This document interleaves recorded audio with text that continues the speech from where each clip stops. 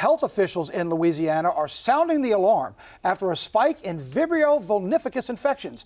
Doctors say at least 5 people in Louisiana have died from the bacteria this year. Yeah, I spoke to a Louisiana man who is still dealing with the health impacts of Vibrio. We do want to warn you, there are some graphic images in this story. In the heart of Acadiana, the town of Church Point is known for its Cajun roots and quiet way of life. But for one resident, a simple day outside turned into a medical crisis and a lifelong battle few could imagine. The virus is gone. The virus has been eliminated, but the damage that it done will just continue to progress. So nice to meet you. This is Jeremy Noel, a man forever changed by Vibrio, a rare and dangerous bacteria that lives in the warm waters of the Gulf. It can slip into the body through the smallest cut or from something as ordinary as eating raw seafood. For Jeremy, it all began with a carefree summer day at the beach, a day that would change his life forever. That night, I became violently ill. It was the middle of the summer and I was freezing. Absolutely could not get warm, blankets on top of me. Couldn't find out I was running an extremely high fever. Went to the emergency room. Doctors told him it was Vibrio vulnificus, a microscopic threat hidden in a place so many Louisianans call home. Really was in shock at that time. My family members took a lot of this information in because I was still so ill that most of this wasn't processing for me. From what I was told, at one point my leg was so bad that they said they were going to, if I wasn't better within 24 hours, they wanted to do surgery. And that was code for, if his leg's not better in 24 hours, we're going to amputate his leg. Jeremy survived, and he was able to keep his leg, but the fight left lasting marks both on his body and his life. I have major back issues that I'm planning eventually one day to have a surgery I will need. I have 3 discs that are messed up and 6 nerves that are dying because of the damage that the virus did to me.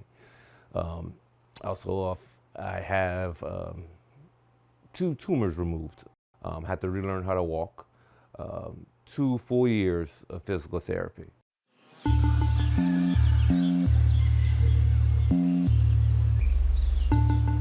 Dr. Jacob Wood with Baton Rouge General says recovery from Vibrio can be long and difficult. Even with early treatment, patients may spend weeks in the hospital and months in rehabilitation. Some require multiple surgeries to remove infected tissue, and many never regain full strength. Doctors say prevention and early action are key because once the infection spreads, the damage can be permanent. If you catch that early enough, oral antibiotic treatment should be adequate. If you let it go long enough, then obviously you get into situations where you may need hospital treatment, including surgical debridement and IV antibiotics. The bacteria is more common during Louisiana's hot summer months when water temperatures rise. Experts also warn Vibrio can spread inland through brackish waterways after a major storm or flood. If you've gotten into saltwater, brackish water with, a skin breakage, abrasion, or a little cut, and you start to notice some redness and irritation in that area, it's best not to wait and to just get it looked at, because those are going to be your early signs of infection. Along the Gulf Coast, health officials are sounding the alarm. Vibrio infections are on the rise. The Louisiana Department of Health reports 26 cases so far this year, every one of them severe enough to require hospitalization. 5 of those patients didn't survive. For Jeremy, survival came with the cost, years of therapy and pain that never truly fades. Each day begins and ends with medication, and a reminder of how close he came to losing everything.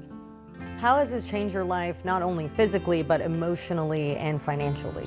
Emotionally, I do deal with depression a great deal. It's hard going from a very active lifestyle, working a physical job, being out in the public, spending time with your family, just anytime you wanted, to all of a sudden that stops.